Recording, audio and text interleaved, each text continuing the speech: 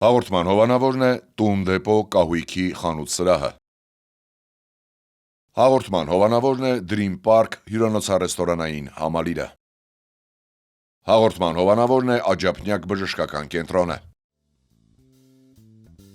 Բարև երկիր, բարի լույս մեր հրաշալի հեռուստադիտողներ, գեղեցիկ կիրակի օր է սկսվել, մեզ համար այն կրկնակի գեղեցիկ է, որովհետև հանդիպում ենք ձեզ հետ և կիսում մեր մեկ գավաթ այս դեպքում ջուրը, որովհետև սուրճը խմում ենք կադրից դուրս։ Համաձայն եմ ձեզ հետ, այո, բարի կիրակի սիրելիներ, և սկսենք մեր գործընկերներից, մենք ունենք 3 հրաշալի գործընկեր, որն է Տուն դեպո խանութ սրահը, որտեղ ես կարող եք կահույք ձեռք բերել, ինչպես նաև Dream Park հանգստի գոտին և Աջափնյակ բժշկական կենտրոնը, որոնց մասին կպատմի Յաննան։ Սիրով, որովհետև երբ խոսում ենք մեր գործընկերների մասին, պետք է նաև շեշտել, որ որքան էլ իհարկե խոսում ներկայացնում ենք, բայց հատկապես Dream Park հանգստյան գոտում պետք է լինել, պետք է վայելել այն մաքուր օդը եւ այն բնությունը եւ այն համեղագույն ուտեստները, որոնք առաջարկվում են Dream Park հանգստյան գոտում, այն գտնվում է Լորվա բնության գրկում, Դենդրոպարկի անմիջապես հարևանությամբ։ Իսկ երբ ունենք առողջական խնդիրներ, ուր պետք է գնանք։ Իհարկե Աջափնյակ բժշկական կենտրոն, սիրելի հեռուստադիտողներ, այնտեղ ոչ միայն աշխատում են պրոֆեսիոնալ մասնագետներ, այլ նաև շատ հոգատար վերաբերմունք են ցուցաբերում յուրաքանչյուր բուժառուի նկատմամբ։ Այո։ Այսօր ուզում եմ դու հիշեցնես այն հասցեները, որտեղ կարող են հետևել մեր թողարկմանը։ Կարող ես դու հիշեցնել։ Ես հասցեներից լավ եմ, այո։ Երկիր մեդիայի յութուբյան և տելեգրամյան ալիքներ, սիրելի հեռուստադիտողներ և բարև երկրի ֆեյսբուքյան ու ինստագրամյան հարթակներ կարող եք մուտք գործել և այսպես դիտել հերթով մեր հաղորդումները։ Ես կհավելեմ, որ մենք ընթերցում ենք ձեր բոլոր նամակները, առաջարկները, հյուրերի հետ կապված հատկապես և ուսումնասիրում ենք, կանչում ենք բոլոր նրանց, ում որ դուք ուզում եք դիտել բարև երկրի տաղավարում։ Այո, և քանի որ կիրակի է և դեռ մեծ պահքը իր ընթացքի մեջ է, սկսում ենք ավանդաբար հոգևոր տեղեկատվությամբ։ Այո, մեծ պահքի 6-րդ կիրակին կոչվում է Գալստյան և խորհրդանշում է Տիրոջ առաջին գալուստը որպես փրկիչ Սարայի կերպարանքով և հայտնում Տիրոջ երկրորդ Գալստյան լուրը, այս անգամ արդեն որպես ահեղ թագավոր։ Ինչպես նախկին 5 կիրակիները, այդպես էլ այս 6-րդ կիրակին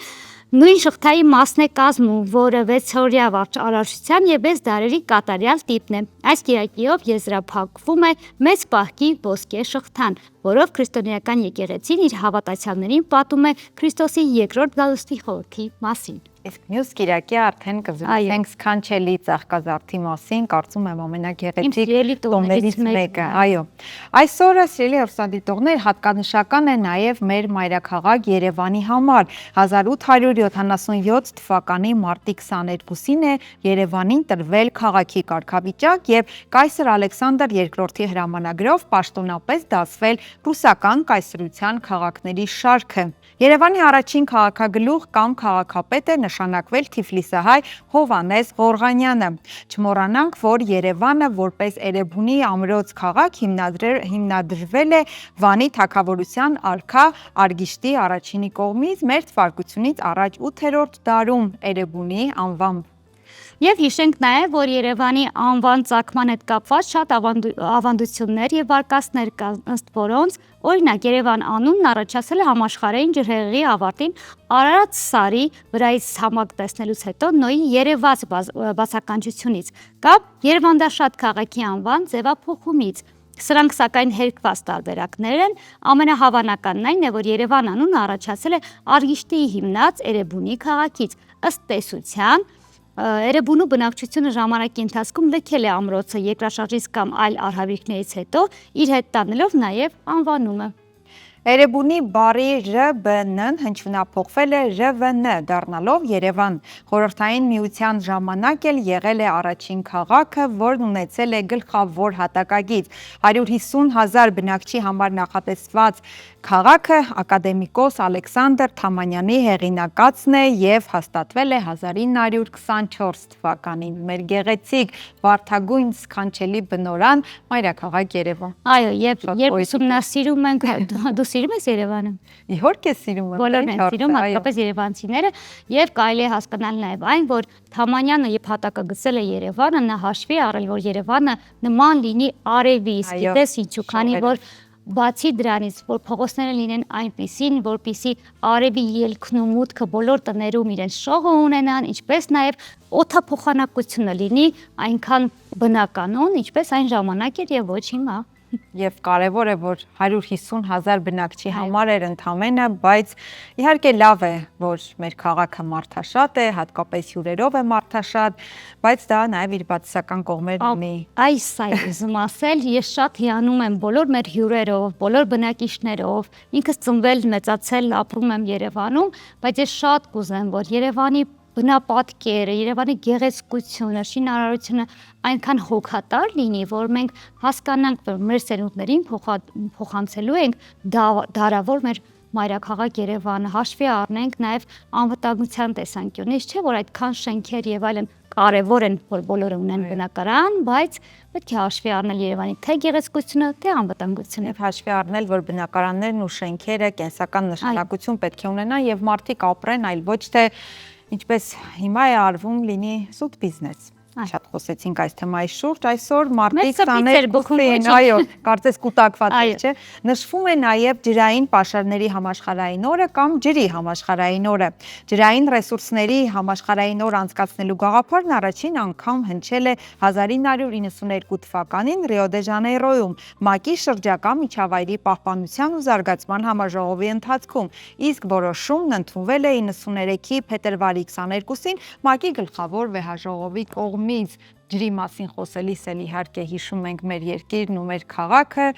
ունենք ջուր, որ չունի աշխարհը։ Հիշում ենք նաև այն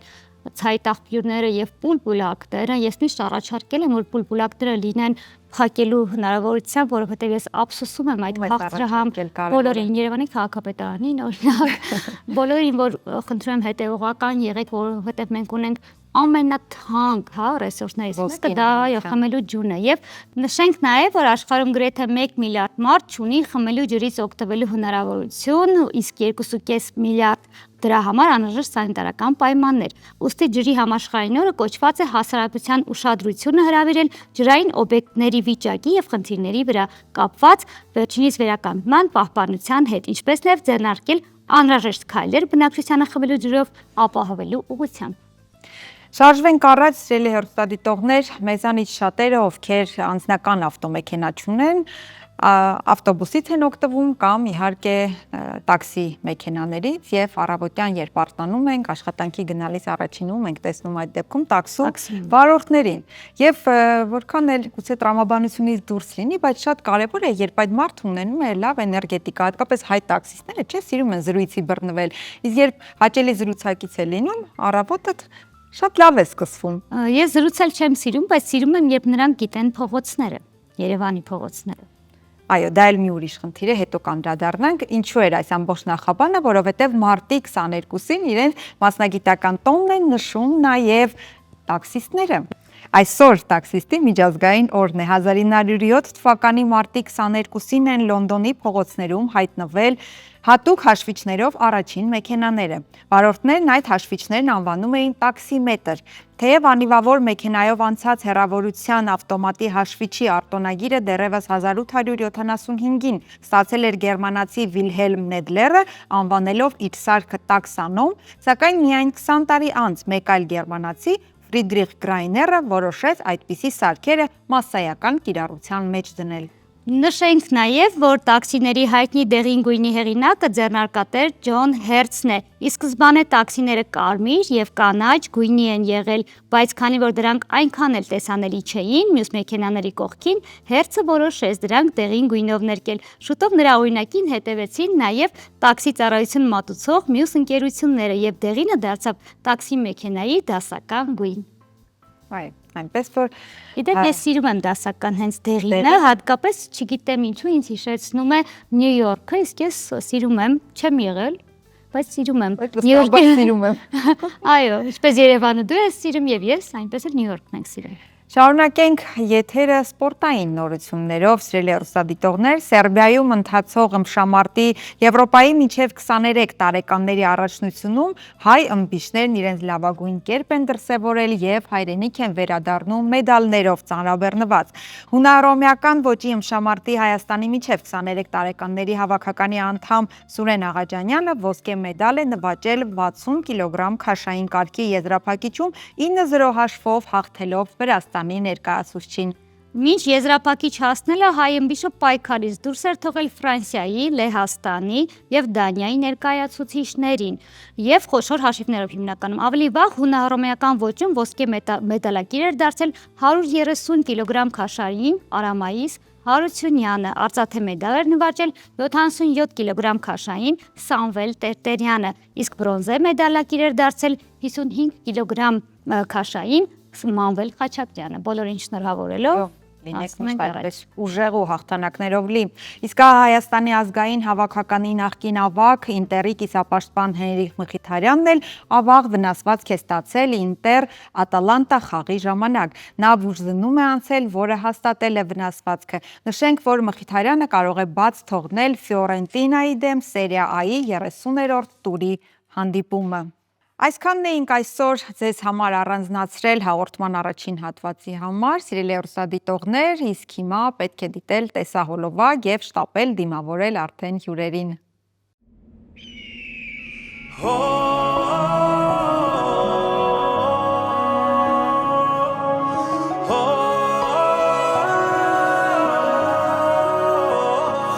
Արևիս լուսին Երազել եմ ու գտել եմ իմ աչքի լույսին Արևիս լուսին Երազել եմ ու հասել եմ իմ երկրորդ կեսին Արևից լուսին Երազել եմ ու գտել եմ իմ աչքի լույսին Արևից լուսին երկուսով միասին Սիրտը իմ թող քոնը դառնա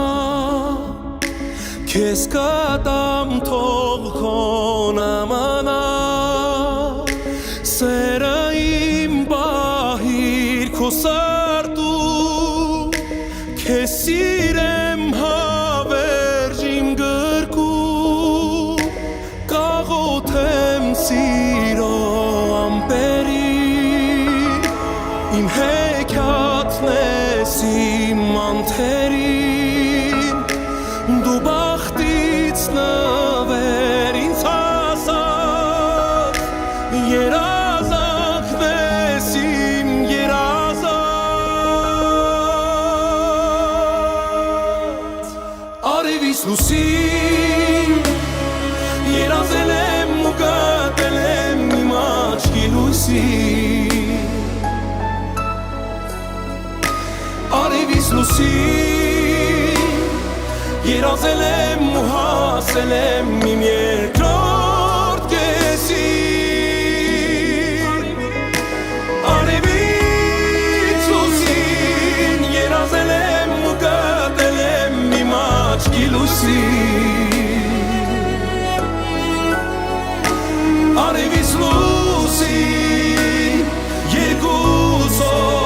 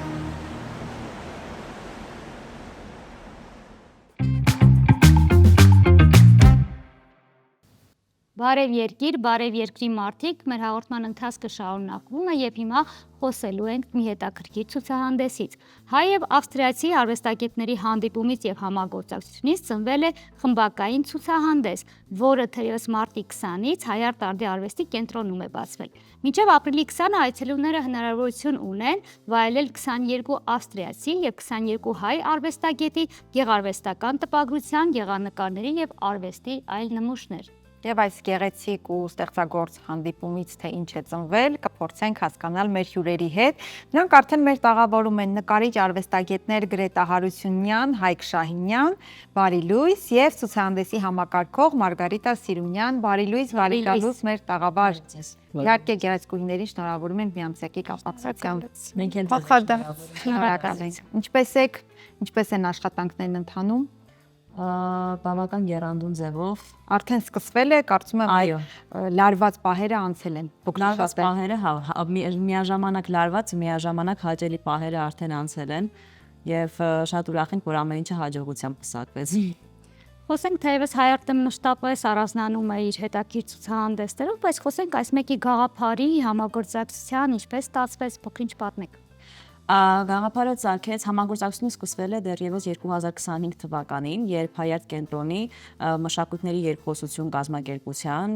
Xylon Austria նախաձեռնության համագործակցության արդյունքում 2025 թվականի ապրիլ եւ մարտ ամիսներին Ավստրիայի Ինսբրուկ եւ Klagenfurt քաղաքներում, Նոթբուրգա եւ Բեֆաու պատկերասրահներում տեղի ունեցավ հայ-ավստրիական խմբակային ցուցահանդեսը, որի խորագիրն էր Հայաստանը Xylon-ը հանդիպում է Հայաստանին,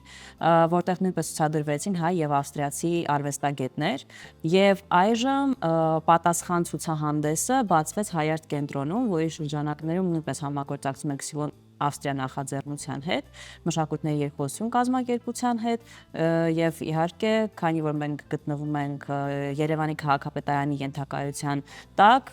Երևանի քաղաքապետարանի համագործակցությամբ ցուցահանդեսի շրջանակներում ներկայացրել ենք 20 ավստրիացի եւ 22 հայ արվեստագետների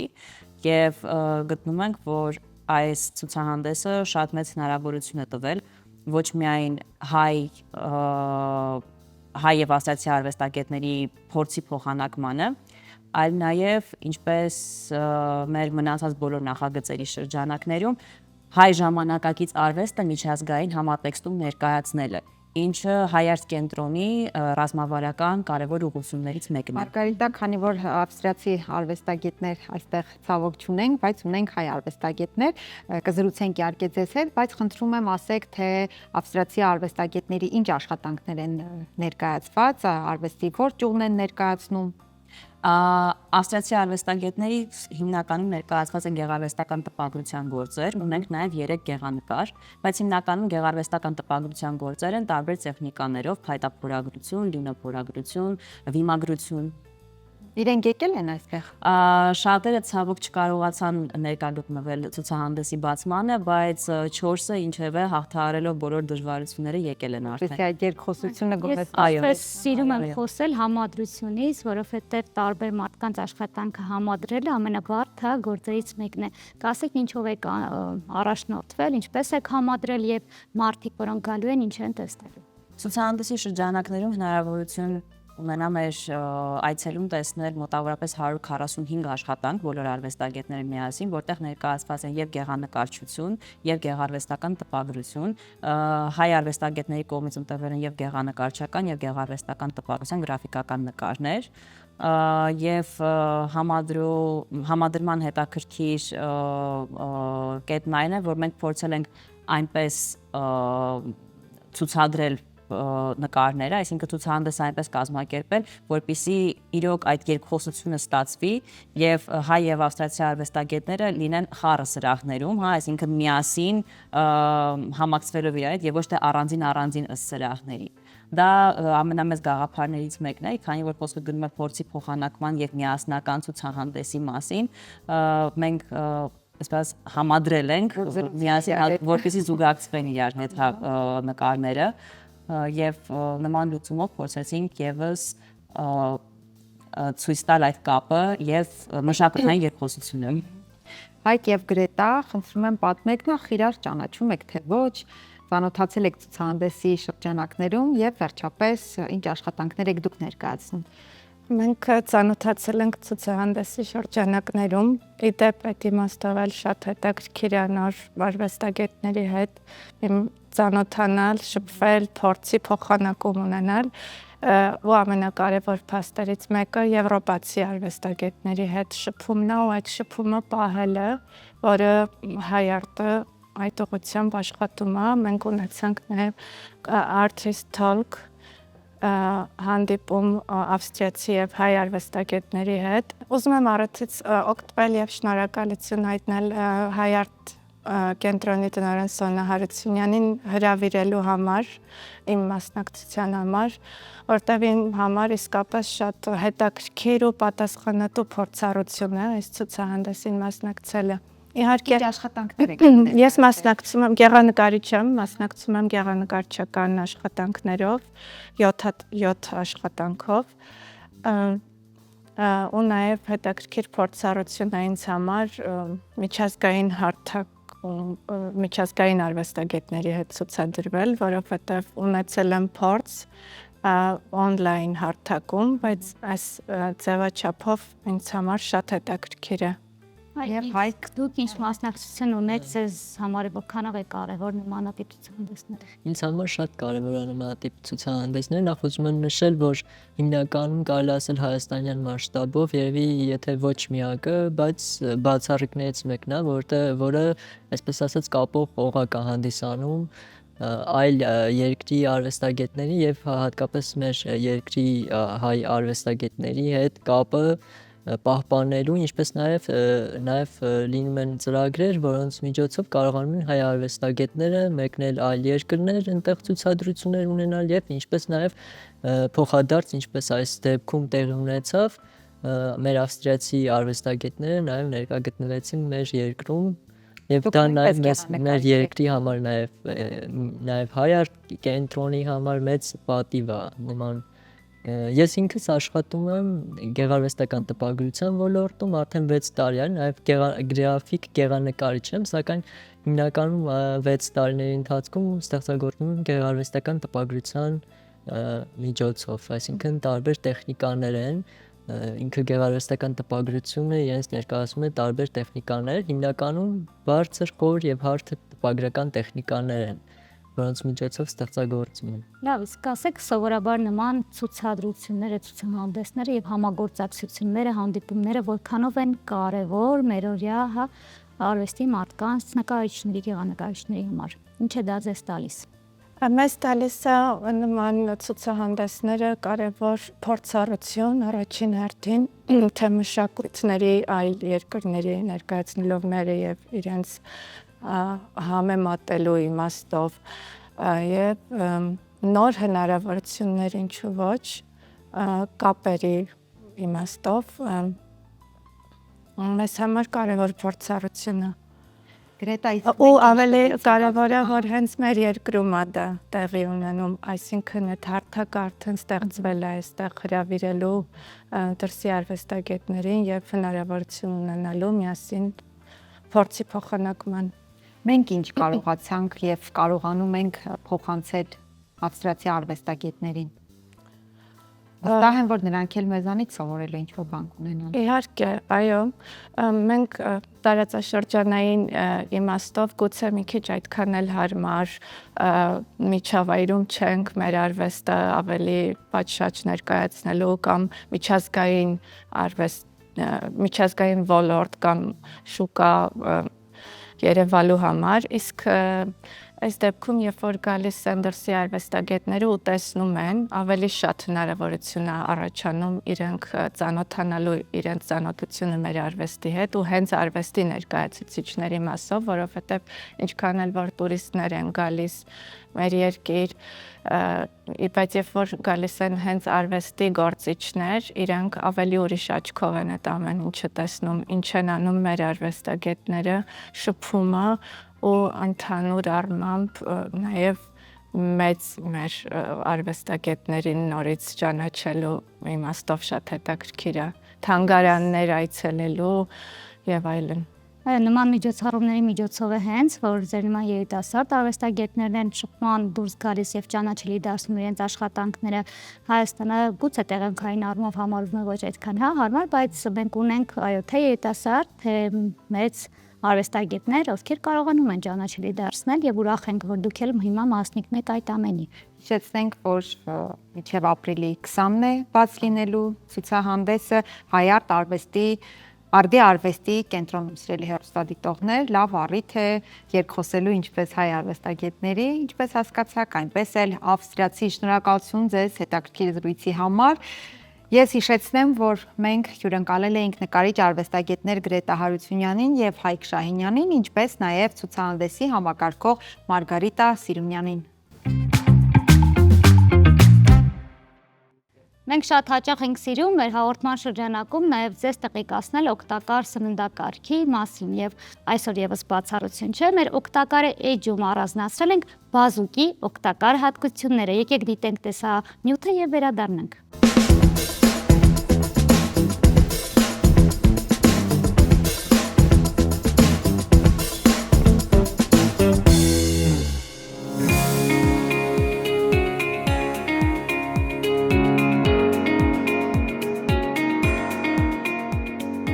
Դեռևս հնագույն ժամանակներից մարդկությանը հայտնի է եղել, որ բանջարեղեններից բազուկը շատ օգտակար է։ Ժամանակակից գիտնականները ոչ միայն հաստատել են իրենց նախորդների դիտարկումները, այլև ապացուցել, որ բազուկը եզակի անփոխարինելի բանջարեղեն է մարդու սննդակարգում։ Բազուկի օգտակարությունը պայմանավորված է երկու հատկություններով։ Առաջինը հագեցած է վիտամիններով եւ շատ օգտակար նյութերով, եւ երկրորդը անգամ եփած վիճակում չի կորցնում իր օգտակար հատկությունները։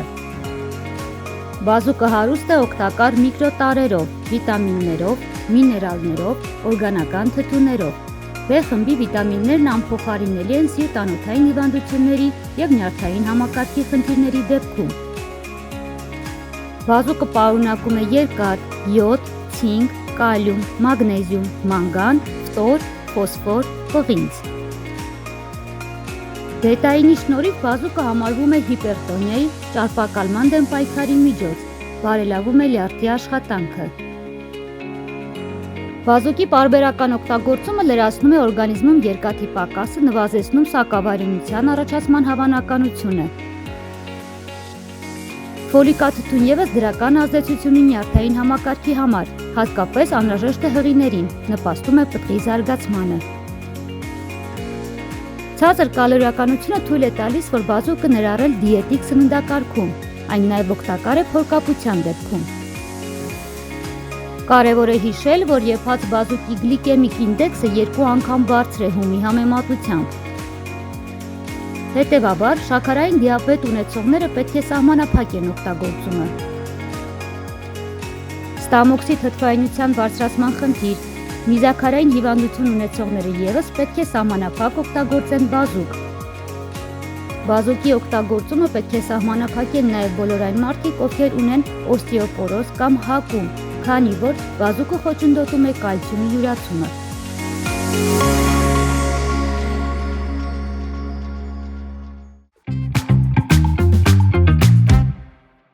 Բարև երկիրը շարունակում է իր ընթացքը, բարի լույս սիրելի հեռուստադիտողներ, եթե հենց նոր եք արթնացել եւ մենք սիրում ենք ասել ոչ մի օր առանց կինոյի, առանց թատրոնի, առանց անդրադարձի թատերական աշխարհի եւ այսօր խոսելու ենք մի ներկայացումից, ինչպես հեղինակներն են ասում, շատ պայթյունավտանգ, թեպետ արդեն վերնագրից կարծում եմ կարելի է ենթադրել պետական սիրավեպ։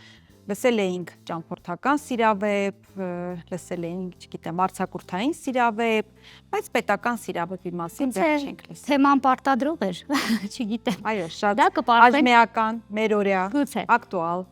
Այո, դա կպարզենք մեր սիրելի հյուրերի հետ, որոնք են թատրոնի տնօրեն եւ ներկայացման պրոդյուսեր, գլխավոր դերակատար Արթուր Պետրոսյանը, բարի լույս, ինչպես նաեւ դերասաններ Դավիթ Անտոնյան եւ Գեղեցկուհի Տաթև Պետրոսյան։ Բարի լույս։ Բարև ձեզ։ Բարի գալուս մեր տաղավար եւ Տաթև ձեր միամսյա շնորհավոր Շնորհակալ ողջիկներ ձերը նույնպես։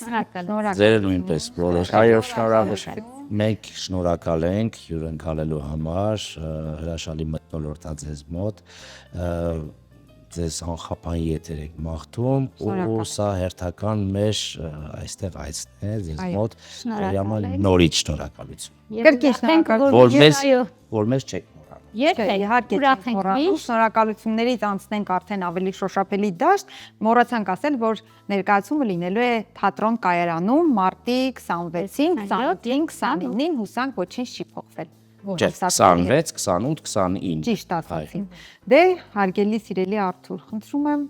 որպես թատրոնի տնօրեն ասացեք թե ինչը դրթեց ձեզ որպեսի բեմադրեք ներկայացում այն էլ այսպիսի անվանումով Առաջին հերթին դրթեց նյութը, որովհետև նյութին ծանոթ եմ դեռ 2010 թվականից, 10 թվականից կամերային երաժշտական թատրոնում սեքսուալ խառնաշփոթ հյուրանոցում կար այդպիսի ներկայացում, որտեղ ես եմ խաղացել գլխավոր դերակատարը մեր արժանահիշատակ Արա Դեղտրիկյանն էր, ցավոք ֆիզիկապես մեծ չի, հիմա անցել են տարիներ ու մտովի հետ գնալով հիշեցինք, որ լավ գործեր կային էլի անցյալում, որ կարելի է վերաբեմադրել, կարելի է նորովի մոտեցում տալ, սակայն որքան ուզում ես նորովի մոտեցում տալ, միևնույն է Ռեյկունին, որը հեղինակն է պիեսի, ինքը այնպիսի մի պիես է գրել, որը որ սովորական պիեսներից տարբերվում է նրանով, որ պարտադրում է թե ռեժիսորը ոնց բեմադրի, պարտադրում է նկարիչը ոնց նկարի, պարտադրում է դերասանը ոնց հայտնվի այդտեղ, բայց ամենակարևորը այստեղ, որ մինչև վերջին չես հասնում պիեսի, չես հասկանում թե ինչպես այդ զարգացումները տեղի ունեցավ, ինչ լուծումներ, արդեն լուծումները ռեժիսորի աշխատանքը, լուծումները գույների տեսքով նկարչի աշխատանքը, բայց պարտադրող բանը որ դուռը պետք է լինի այստեղ, պատուհանը այստեղ, ննջասենյակը այստեղ դա Ռեյկունի պարտադրանքն է, որից շեղվել մի փոքր դժվար է։ Նույնիսկ տեքստերի մեջ, եթե մի նախադասություն կորցրեցիր, մի ամբողջ տեսարան պետք է հանես, որովհետև շղթայաբար այդ կապը գնալը զարգացումը ընթացքում կորցնելը արդեն վերջում իմաստազրկում է ամեն ինչ։ Այսինքն կարող ենք ասել միայն անվանումն է փոխվել։ Չէ, բեմադրություններն են փոխվել, նկարչական ձևավորումն էլ փոխել մի փոքր մեր ռեժիսորն ու նկարիչը կարողացել են փոփոխություններ մտցնել, որքան էլ պարտադրված է։ Ամբողջ ֆենոմենը դրանում է, Լավ, խոսենք ձեր կերպարների մասին, մի փոքր թե կերպարի մասին, թե նաև քանի որ նոր եք, որպես խաղացված, հա, արդեն դերեր, ինչպես եք մոտեցել ձեր նոր դերերին։ Թաթև սկսիր։ Եվ տեսել էիք նախորդ ներկայացումը հետաքրքիր է։ Նախորդ ներկայացումը չեմ տեսել։ Նմանատիպ վերջերս հայաֆիկացված բեմադրվել էր Պարոնյան թատրոնում, բայց ոչ թե Պարոնյան թատրոնի դերասանների հետ, ոչ խաղացանկային, անտրպրիզային ներկայացում էր, բայց նախընտրեցի չդիտել, որովհետև նույն գործն է պարզապես հայկականացված տարբերակում իրանց մոտ, իսկ մենք պահպանել ենք ժամանակաձևը, երկիրը, գրական հիմքը, Ռեյկունին ինքը սիտուացիոն կոմեդիաների վարպետ է ու Արթուրը ճիշտ նշեց, որ ինքը պարտադրում է վիճակներ, որից շեղվել գրեթե անհնար է։ Կերպարներից ես խոսել ճիշտն ասած չեմ սիրում, միայն կարող եմ ասել, որ ամուսնացած կին է, ով գնում է հանդիպման մի մաչո տղամարդու հետ, ով քաղաքական գործիչ է եւ այդտեղ դրամատիկ տեսարանի հետ մեկտեղ հեղինակը բերում է շատ ծիծաղելի իրավիճակ, զավեշտալի իրավիճակներով։ Ոչան էլ խոսել դերից չեք սիրում, բայց ասացիք այն, հա, բանալին, որ հեռուստադիտողը կուզենա գալ եւ դիտել եւ կուզենք նաեւ դուք ձեր դերի մասին խոսեք։ Նախ շնորհակալություն նշեմ, որ այդքան էլ բանալի չնշեց Տաթևը, որովհետև ներկայացումը ունի շատ բանալիներ, իհարկե մենք չենք նշի։ Այո, ես կերպարից մի փոքր խոսեմ, ես խաղում եմ Տաթևի կերպարի ամուսնուն, կարելի ասել դավաճանված, դավաճանված։ Ամուսինները եւ սիրեկանն է, կինը եւ հետաքրքիր երանգունի է։ Աստորեն, բեմական երանգ։ Ռեյկունին ինքը այո, ինչպես նշեցին ընկերներս, իրավիճակային դրամատուրգիա, այսինքն իր կոմեդիան կոնցեպտուալ կազմվածքով իրավիճակների մի իրավիճակը ստիպում է, որպեսզի հաջորդ իրավիճակը գա ու այսպես աստիճանաբար կառուցում է դոմինոյի կերպով, իսկ թե վերջում կփլզվի թե չէ, այդ գաղտնի կպահենք։ Ինձ գիտեք ինչ է հետաքրքիր, քանի որ ասում եք պահպանել եք հատկապես իրավիճակային կոմեդիան պահպանելը մի փոքր կարող է դիտողի համար խորտ լինել։ Ինչպես եք ադապտացրել, արդյոք կա ադապտացիոն բառեր, որ հայ իրականությանը կա։ Բացարձակ աղեր քաղաքական առումով, բացարձակ ինքն որքան էլ քաղաքականություն կա մեջը, բացարձակապես աղերս չունի հայկական իրականությանը։ Միայն, այո, միայն անգլիական բարքերը, անգլիական կառավարությունը Լոնդոնում է գործողությունները, այսինքն անգամ այդ քաղաքական գործիչը ինքը բրիտանացի է, ամբողջությամբ ինքը դասական, այսպես ասած, բրիտանական հումորով է պարուրված, եթե անգլիական հումորին բոլորս էլ հայտնի ծանոթ ենք։ Անգլիական հումոր կա շատ ներկայացման մեջ, իրավիճակային, խոսքային, որը որ ինձ թվում է մեր հանդիսատեսի համար ավելի հետաքրքիր կլինի, քան մեր օրյա ադապտացված ներկայացումները, որոնցով որ լցված են թատրոնները, այսպես շատ են հայկականացնում բոլոր դասական ներկայացումները, մենք փորձել ենք հակառակ անել, պահպանել այո այդ դասական հիմքը հենց։ Բայց այն տարբերակն էլ նորմալ է։ Չէ, իհարկե նորմալ է, ուղղակի քանի որ շատ է, մենք մտածում ենք այսպես ավելի տարբեր մեր հանդիսատեսը սովոր է։ Այո, Գարան թատրոնում սովոր է, հենց դասական տարբերակները, այո։ Այո, մենք ունենք գործընկերներ, ես ուզում եմ Հայկին ողջունենք հիմա, գործընկերներ Հայկ Պետրոսյանը ներկայացման խաղում է։ Գիտենք, եւ հիմա եթե միասին չեք, բայց գիտենք։ Ահա, ասացիք չենք հայաֆիկացնում, բայց այսպես մոտավոր պատկերացում կազմելով արդեն պարզ է, որ թեման, իրավիճակները, բովանդակությունը շատ համամարտկային են, կարծում եմ այնքան էլ ազգություն չեն ճանաչում, սիրուհի, սիրեկան բոլոր ազգերում։ Քաղաքականությունը եւ սերը։ Այո, որոնց մասին խոսել չի կարելի։ Իհարկե ինքը փոխհարաբերությունների մասին է, տղամարդկային հարաբերությունների բարդ կապի մասին է, ընդհանուր առմամբ մարդկային հարաբերությունների մասին է։ Եվ նաև սուտը եւ ստի հետևանքները, այսինքն երբ մարդ ստում է, այնուհետև փորձում է կոծկել այդ սուտը ավելի մեծ սուտ հորինելով ու այսպես շղթայական ստացվում է իրավիճակ, որի վերջը դու էլ արդեն չես հիշում եւ հասկանում որտեղ ինչ ես ստել, որտեղ պետք է ասեիր ճիշտը, որտեղ ստեիր։ Խոսքով շատ յուրօրինակ ու հետաքրքիր կոմեդիա է սպասվում։ Հետաքրքիր բան ասեցիք, չէ, երկու բան, որը ոչ թե արգելվում է օգտագործել սերը քաղաքական, այլ ընդհանրապես մարդ չի ուզում դրանով զբաղվել։ Եվ նաև մենք դրա մասին լսենք քաղաքական եւ սերը։ Եվ հետո մենք եթե քաղաքականացնենք իմաստ չի, որտեղ նշել, որ մենք չենք շեշտում քաղաքականությունը, մենք ավելի շատ ցույց ենք տալիս քաղաքական գործիչի կյանքը այլ իրավիճակում, այսինքն քաղաքական գործիչն էլ է մարդ, որը որ սիրում է քաղաքական գործիչն էլ է մարդ, շատ լավ արտահայտություն։ Նկատի ունենք ինստուկացիա ունի, կյանք ունի, այո, սիրել գիտի, մենք ավելի շատ դա ենք տալիս, ոչ թե ինչ-որ կամ եթե գիտի սովորում, սիրել, այո, իրավիճակների։ Նաև բացահայտվում է իրավիճակն ուղեղը։ Այո, արագ կողմնորոշվելու։ Այդտեղ օգտագործվում է ավելի շատ այդտեղ է երևում իր քաղաքական հանճարեղ կերպարները, ոնց է կյանքային իրավիճակներում շատ արագ կարողանում լուծումներ տալ իրավիճակին։ Հետաքրքիր է այս ներկայացումը, այս պիեսը արդեն կերպարը բնականաբար մարմնավորել եք, նստել է ձեզ մեջ, հետաքրքիր է ինչ հասկացաք, ստելուց խոսեցինք, կինն է ավելի ճկուն եւ վարժ ստում, թե տղամարդը։ Հատկապես քաղաքական գործիչը։ Իսկ երբ շփվում եք քաղաքական գործիչի հետ կինը, քաղաքական գործիչի հետ մտնում է նրա խաղերի մեջ, դառնում է նույնչափ ճկուն, խորամանկ եւ արդեն ադապտացված իրավիճակին, որովհետեւ այդ իրավիճակից դուրս գալ է պետք։ Չէ, այս ներկայացումը դիտել է պետք, սկսեց հետաքրքիր։ Ինչ է գործը հաջողվում, որովհետեւ այդ գաղափարի շուրջ հավաքվում են հրաշալի մարդիկ, հրաշալի ընկերներ, ասում եմ նորից շնորհակալություն ասեմ իմ ընկերներին, Տաթևին, Դավիթին, Հայկին, Գուրգենն Սարգսյան զբաղված մեզ մոտ, Մարգարիտա Խաչատյանն, Ասմիկ Վերդյանը, բավականին հաճելի դեմքեր եւ հաճելի դերասաններ տաղանդավոր։ Տիգրան Մուրադյանը, այո, բոլորն իրենց կերպարների մեջ յուրահատուկ են ու վստահ եմ, որ յուրաքանչյուր կերպար բոլոր մեր հանդիսատեսի կողմից սիրվելու է առանձնահատուկ։ Բացի ինձնից։ Հա, ես համաձայն եմ։ Ինչու ամուսնու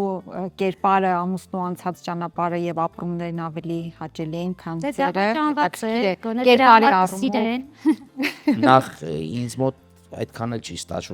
ստացվում են ինչ նպատակներով մենք հայտնվել ենք իրար հետ ինչ որ միջավայրում եւ երկրորդ Արտուր Փակագիստներ մի բազմի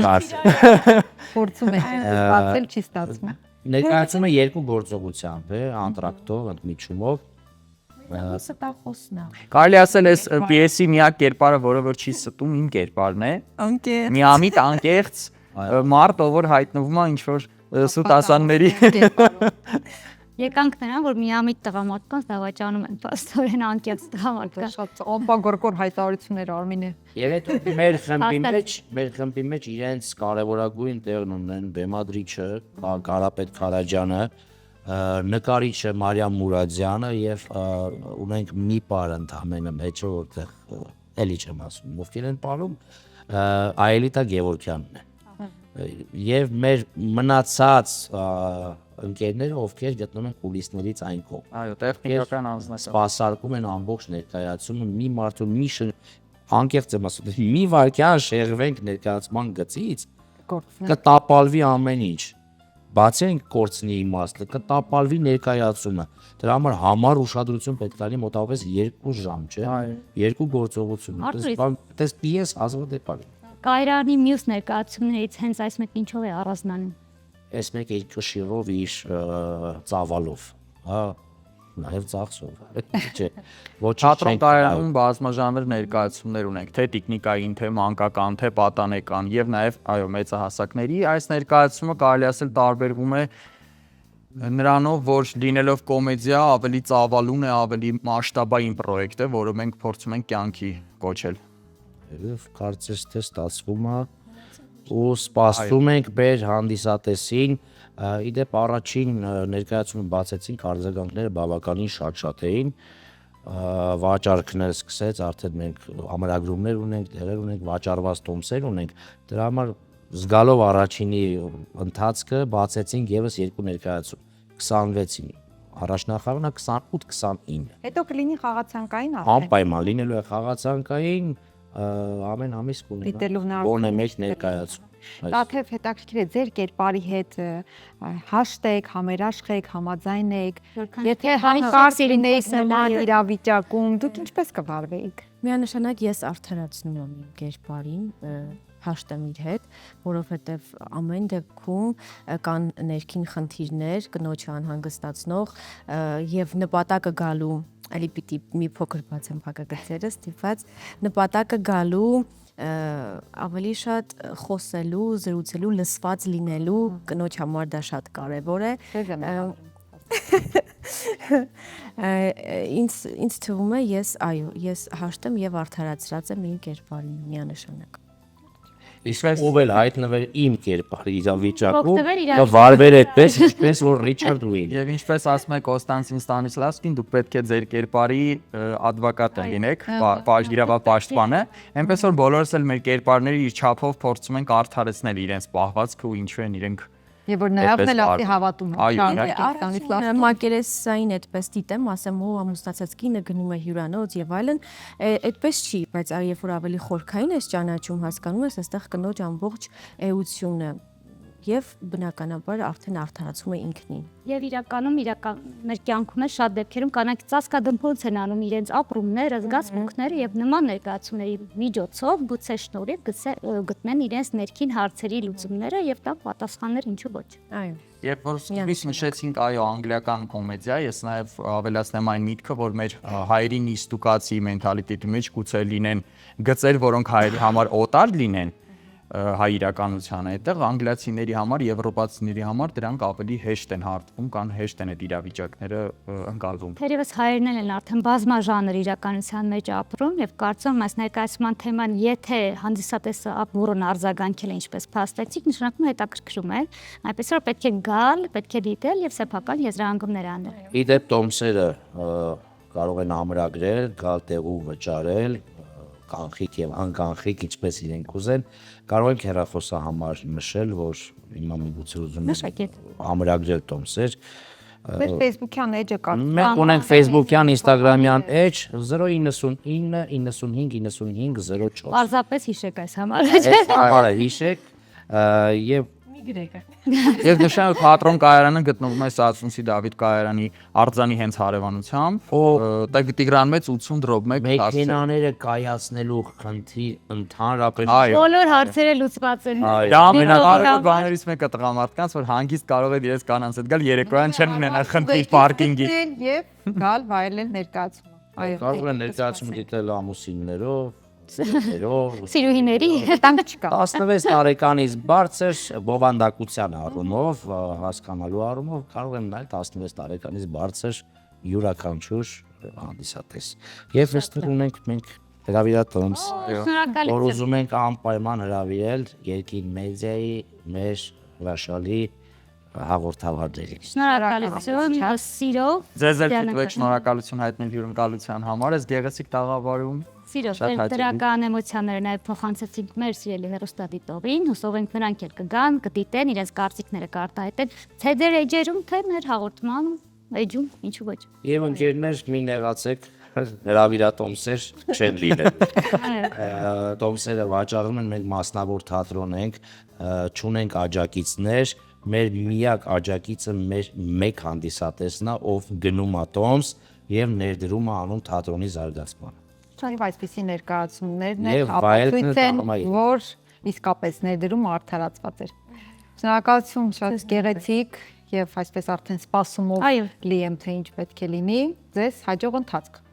Շնորհակալություն, նաեւ ունենք առցանց տոմսեր, կարող են տոմսարկղ գետերից։ Սիրով կսպասենք ձեզ։ Ամենակարևորը միացեք Կայարանի էջին, Կայարան թատրոնի էջին, հետևեք նասնողություններին, գնացեք, ծանոթացեք եւ հատկապես այս ներկայացումը բաց թողնել, ինձ թվում է կարիք չկա, հիշեցնենք ովքեր էին մեր հյուրերը, մեր հյուրերն էին Կայարան թատրոնի տնօրեն եւ այս ներկայացման պրոդյուսեր, գլխավոր դերակատար Արթուր Պետրոսյանը, դերասաններ Դավիթ Անտոնյանը եւ իհարկե գեղեցկուհի Տաթև Պետրոսյանը։ Շնորհակալություն։ Շնորհակալություն։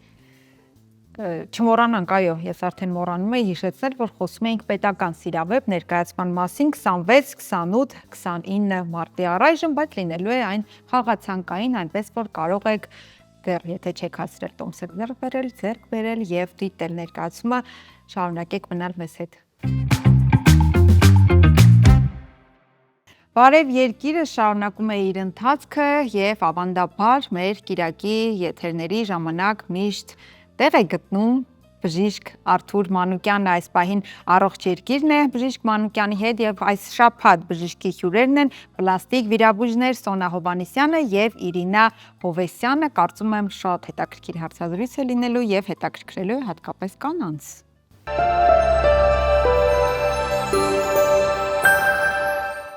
Ողջունում եմ ձեզ բարեկամներ, կրկին առողջ երկիրն է եթերում, ես բժիշկ Մանուկյանն եմ եւ այսօր զրուցելու ենք շատ պոպուլյար, արդիական, ճանաչված, չգիտեմ ոնց ասեմ, բայց գրեթե երկրորդ, երրորդ երևի թե կինը կամ տղամարդը առնչվում է այդ մասնագիտության հետ, պլաստիկ վիրաբուժության մասին ենք զրուցելու, բարև ձեզ։ Պլաստիկ վիրաբուժությունը իսկապես շատ մեծ հեղափոխում առաջացրեց, բազմաթիվ հնարավորություններ են ստեղծվում այսուհետ եւ Աչափնյակ բժշկական կենտրոնը մենք գիտենք, որ համախմբել է երիտասարդ բավականին մեծ խմբով վիրաբույժներ, մասնագետներ եւ այստեղ կատարվում են բազմաթիվ ծավալուն տարբեր տեսակի միջդիսցիպլինար միգուցե արդեն վիրահատություններ։ Նախ եւ առաջ եթե կարելի է ասեք ինչու պետք է մեր պացիենտները, մեր բուժառուները ընտրեն հենց ձեզ։ Մեր կենտրոնում մեծ կարևորություն ենք տալիս բուժանձնակազմի պրոֆեսիոնալիզմը, ինչը ինստիտուցիոնալ կերպով հետևած է այստեղ։ Երկրորդը շատ մեծ նշանակություն է տրվում բուժսպասարկման որակին եւ ապահովությունը պացիենտների, այնուհետև բժշկական սարքավորումների որակը շարունակաբար կլինիկան համալրվում է նորագույն բժշկական սարքավորումներով եւ այն որ իմ անձնական տեսակետը համընկնում է կենտրոնի տեսակետին, այն առումով, որ ես շարունակաբար այցելում եմ Ամերիկայի Միացյալ Նահանգներ, Եվրոպա, ոչ միայն կոնֆերանսների մասնակցությամբ, այլև պրակտիկ գործունեությամբ մասնակցում եմ վիրահատությունների, վիրահատում եմ եւ այսպիսով միջազգային փորձը բերում ենք Հայաստան իր կողմից կլինիկան եւս ծերտ համագործակցում է Գերմանիայի կլինիկաների հետ, մասնավորապես կլինիկայի ղեկավարը, որը բարբերաբար այցեր է կատարում Գերմանիա, այնտեղ վիրահատում է բարդագույն վիրահատություններ, ինչպես նաեւ դասավանդում է, եւ Գերմանիայի մեր գոլեգաները եւս տարվա մեջ հյուրընկալվում են այստեղ կատարելու վիրահատություններ եւ ոչ միայն կազմակերպվում են նաեւ դասընթացներ եւ այսպես կոչված մաստեր կլասներ այստեղի վիրաբույժների համար։ Վերջերս հարցազրույց է տալիս եւ նույնպես հաճախ եմ մեկնում Եվրոպա, տարբեր վիրահատություններ, մասնավորապես ատոմնային իմպլանտացիա, դիմացոնոտային վիրաբույժություն եւ հաղորդավարը հարցրեց փաստորեն դուք գնում եք վիրահատում եք։ Այո, բարեկամներ, մեր հայ բժիշկները շատերը գնում են արտասահման, վիրահատում են եւ իրենց փորձը ներդրում են Եվրոպայում եւ այդքանից հետո ասել, որ հայաստանյան բժշկությունը այդքան զարգացած չէ, կարծում եմ իսկապես խելամիտ չէ։ Համոզված եմ, որ համոզմիտ եք ինձ հետ եւ դա նույնպես շատ կարեւոր է։ Անշուշտ։ Վերջերս նույնպես շատ հետաքրքիր միտք արտահայտեցի իմ կարծիքով, որ բժշկական կենտրոնը դա կարևորվում է, բժշկական կենտրոնի կարևորությունը կայանում է նրանում ոչ թե պալատի տակ կամ սառը ջուրը, Wi-Fi-ը, չգիտեմ, հնարավորությունները, տարբեր տեսակի ծառայությունները, այլ կոմպետենտ բժշկի լինելը։ Ոչ միայն կոմպետենտ բժշկի, ոչ միայն գիտակ բժշկի, այլ նաև ամբողջ անձնակազմի պրոֆեսիոնալիզմն է շատ կարևոր եւ անշուշտ կլինիկայի հագեցվածությունը, որ հնարավորություն է տալիս խուսափել ցանկացած ռիսկերից եւ ապահովել ամենաառաջավոր հնարավոր բուժումը տվյալ ժամանակահատվածի համար միջազգային մակարդակով։ Բարիատրիկ վիրահատություն, համոզված եմ լսել եք, դա մի հարեցման նպաստող, բավականին ծավալուն, գլոբալ եւ բավականին բարդ վիրահատություն է։ Նաեւ մենք զրուցենք բարիատրիկ վիրահատությունների մասին, համոզված եմ, որ լինում են այդպիսի դեպքեր, երբ բարիատրիկ վիրահատությունից հետո անհրաժեշտություն է լինում պլաստիկ վիրահատություններ, որոշակի կորեկցիաներ անել եւ այլն։ Մի քանի խոսք եթե կարելի է։ Այո, դուք ճիշտ եք, բարիատրիկ վիրահատություններից հետո կարճ ժամանակում զգալի քաշի կորստի պատճառով առաջանում է ավելցուկային մաշկ, որը ինքնուրույն չի կրճատվում եւ ենթակա է վիրահատական շտկման։ Այս ավելցուկային մաշկը բացի էսթետիկ եւ հոգեբանական դիսկոմֆորտ պատճառելուց, այն նաեւ խանգարում է առօրյա նորմալ կենսագործունեության այս բուժառուներին։ Այս բուժառուների մոտ պլաստիկ միջամտություն սկսում ենք պլանավորել միայն քաշի կայունացումից հետո, դա մոտավոր տևում է 1-ից 1.5 տարի, սա շատ կարևոր պահ է, որպեսզի մենք ունենանք գեղեցիկ եւ մնայուն արդյունք։ Սովորաբար այս բուժառուների մոտ կատարվող պլաստիկ վիրահատություններից են որովայնի, իրանի, ազդրերի, հետույքի, վերին վերջույթների, մասնավորապես բազուկների շրջանի ավելցուկային մաշկի հեռացումն ու ձգումը, ինչպես նաև լիպոմոդելավորումը եւ կրծքագեղձերի ձգումը կամ մաստոպեքսիան։ Պլաստիկ վիրահատությունները դա բավականին ծավալուն են իրականում, մենք պետք է նաև հասկանանք ինչպիսի ծավալ է կատարվում Աչափնյակ բժշկական կենտրոնում։ Աչափնյակ բժշկական կենտրոնում կատարվում են պլաստիկ էսթետիկ վիրահատությունների ամբողջ ծավալը, ինչպես դեմքի հետ կապված էսթետիկ եւ վերականգնողական վիրահատություններ, այնպես եւ մարմնի թվարկեն վիրահատությունների ծավալը, քթի պլաստիկ վիրահատություններ եւ ռեկոնստրուկտիվ վիրահատությունները, կոպերի վիրահատություններ, այսպես կոչված բլեֆարոպլաստիկան, օտոպլաստիկա, ականջների պլաստիկան, դեմքի ձգումը, կզակի, շրթունքների եւ մարմնի հետ կապված կրծքագեղձերի բոլոր տեսակի վիրահատություններ, ինչպես փոքրացում, մեծացում, աուգմենտացիա, որովայնի պլաստիկա եւ այլն։ Ես նաև գիտեմ, որ պլաստիկ վիրահատությունների ժամանակ եւ ընդհանրապես թերևս բոլոր վիրահատությունների ժամանակ շատ կարևոր պահ է հոգեբանական վիճակը։ Չէ՞ որ մենք հասկանում ենք, որ այդ վիրահատությունից հետո, իդեպ նաև դա վերաբերվում է ատոմնային իմպլանտացիային, փոխվում է մարդու ինքնավստահությունը։ Եվ բնականաբար այսուհետ փոխվում է նաև կյանքի որակը, ինչու՞ չէ նաև, սակայն նույնպես կարող է լինել որոշակի հոգեբանական իրավիճակներ, որ պետք է անկախ ամեն ինչից պացիենտին նախապատրաստել եւ ներկայացնել, եթե կարելի է մեկնաբանեք։ Անշուշտ, ցանկացած պլաստիկ վիրահատությունից առաջ շատ մեծ նշանակություն ունի կոնսուլտացիան եւ հիվանդին մանրակրկիտ բացատրելը բժշկական միջամտության բոլոր ցուցումները եւ ռիսկերը, որպեսզի պացիենտը ճիշտ պատկերացում կազմի ամբողջ ծավալի մասին եւ սպասումների առումով լինի մաքսիմալ ռեալիստիկ։ Շատ հաճախ այսպիսի պացիենտները, երբ որ դիմում են, ավելի առաջնահերթություն է տրվում էսթետիկ ասպեկտին, երկրորդ տեղն է իրենց համար առողջական եւ ֆունկցիոնալը, բայց կարեւոր է, որպեսզի շեշտադրվեն եւ վիրահատությունը, պլաստիկ վիրահատությունը արդարացված լինի ոչ միայն էսթետիկ առումով, այլև առողջական, անվտանգային առումով եւ ֆունկցիոնալ առումով։ Այսպիսի դեպքերում շատ հաճախ օրինակ բերեմ, մեծ քթով պացիենտները որպես կանոն պահանջում են շատ փոքր քիթ, կոմպենսացնում են այո, իրենք որպես կանոն շատ փոքր են պահանջում, այստեղ բացատրում ենք, որ այդ պարագայում հետվիրահատական շրջանում կարող են ունենալ շնչառության դժվարացումներ, դժվարաշնչություն, ինչպես նաև շատ փոքր այսպես կոչված կուկլնի քթերը եւ կուրնոսի քթերը մեր հայկական դիմագծերին չեն սազում եւ բնական չեն դիտվում, դրա համար ճիշտ ասած չեմ ունեցել որևէ դեպք, երբ որ պացիենտի հետ քննարկումներից հետո մենք համաձայնության չգանք միմյանց հետ, այնպես որ ինձ համար եւս առաջնահերթություն է, որպեսզի վիրահատությունից հետո քիթը նախ եւ առաջ շնչի եւ լինի էսթետիկ, բնական եւ գեղեցիկ եւ ոչ հակառակը երբեք։ Ակամայից որոշակի զուգահեռներ են բերում հենց իմ մասնագիտականի հետ, քանի որ լինում են պացիենտներ, որ ուզում են ունենալ սպիտակ ջերմակատամներ, բայց մենք բոլորս հասկանում ենք, որ դա էլ նույնպես պետք է լինի ցուցումների, ըստ մաշկի գույնի եւ այլն, ինչպես եւ ճիշտ եք նշում, առաջնահերթը ֆունկցիոնալ, որպեսզի կատարի այն կարևոր ֆունկցիան, որը որ տրվել է մարդուն։ Ես նաև գիտեմ, որ Աջափնյակ բժշկական կենտրոնը հանդիսանելով միջդիսցիպլինար կենտրոն, որպես այդպեսին լինում է այնպիսի վիրահատություններ, դեպքեր, կլինիկական кейսեր, որ մի քանի մասնագետներ են ներգրավում տարբեր վիրահատությունների, մասնավորապես դիմացնոտային վիրաբույժը կարող է միանալ պլաստիկ վիրահատության ժամանակ եւ այլ տարբերակներ, եթե կարելի է նույնպես պատմեք դրա մասին։ Այո, իհարկե, դա ամենամեծ առավելությունն է խոշոր կլինիկայում աշխատելու, որտեղ որ կան գրեթե բոլոր պրոֆիլի մասնագետները։ Բուժարոյի տեսանկյունից դա եւս մեծ առավելություն է, քանի որ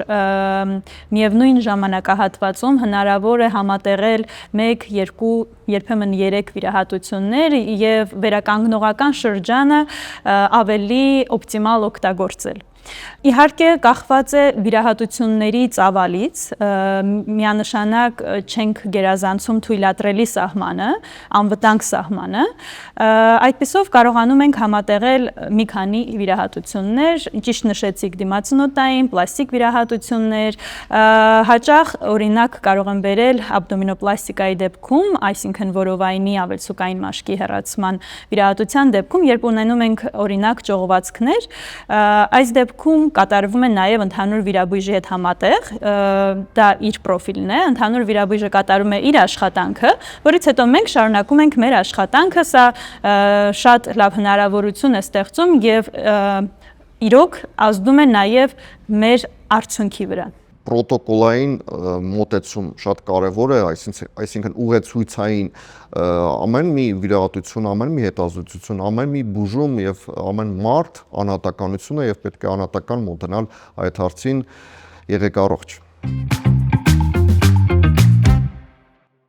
Դե ինչ եւս մի Կիրակնորյա թողարկում մոտեցավ իր ավարտին, հուսով ենք ձեր տրամադրությունը լավ է, Կիրակին շարունակվելու է լավ եւ վաղվանից ձեր երկուշաբթին եւ աշխատանքային շաբաթը սկսվելու է հենց դրական մտքերով եւ իրադարձություններով։ Շնորհակալ ենք օրը մեզ հետ սկսելու համար եւ հիշենք նաեւ մեր գործընկերներին, որոնց շնորհիվ դուք մեզ ամեն շաբաթ եւ Կիրակի տեսնում եք Երկիր մեդիայի եթերում։ Շնորհակալություն, այո, մեր գործընկերներին, նրանք են Տունդեպո խանութ սրահը, Dream Park հանգստյան գոտին եւ Աջափնյակ բժշկական կենտրոնը։ Շնորհակալություն Կիրակին մեզ հետ անցկացնելու համար, մենք ամբողջ շաբաթ աշխատելու ենք տքնաջամ, որպեսզի շաբաթ Կիրակի ձեզ ջերմությամբ, սիրով եւ ժպիտներով ասենք բարև Երկիր։